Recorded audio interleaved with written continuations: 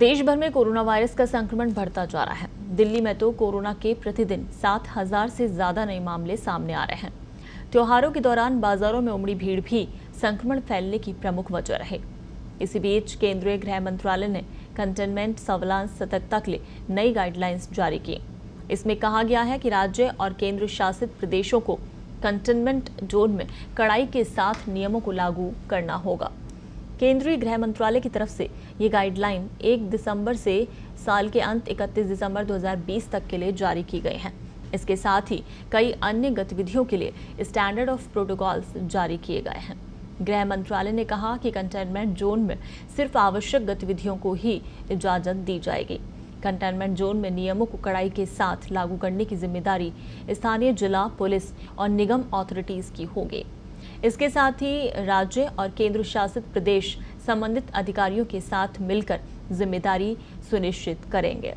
यानी corona guidelines को लेकर गृह मंत्रालय ने ये नई गाइडलाइंस जारी कर दी हैं, जिसमें राज्य को पाबंदियां लगाने की कुछ छूट दी गई है।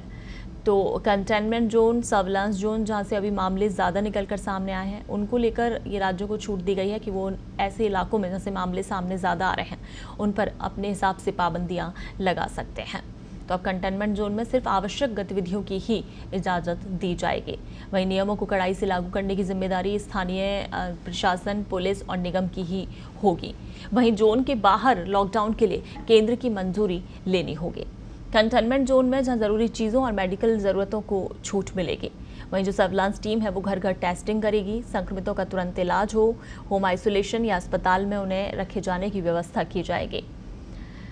तो राज्यों को अब ये छूट दी गई है जिलों में हालात के अनुसार पाबंदियां लगाने की। कंटेनमेंट जोन की लिस्ट वेबसाइट पर उन्हें डालनी होगी और स्वास्थ्य मंत्रालय को भेजनी होगी।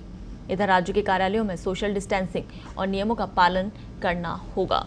जिन शहरों में साप्ताहिक 10% पॉजिटिविटी रेट है, वहां चरणबद्ध तरीके से ऑफिस टाइमिंग और अन्य जो उपाय हैं वो लागू किए जाएंगे। वहीं एक हॉल की क्षमता का 50% और अधिकतम 200 लोगों की अनुमति होगी। वहीं राज्य इसे अपने हिसाब से 100 या उससे कम भी कर सकते हैं।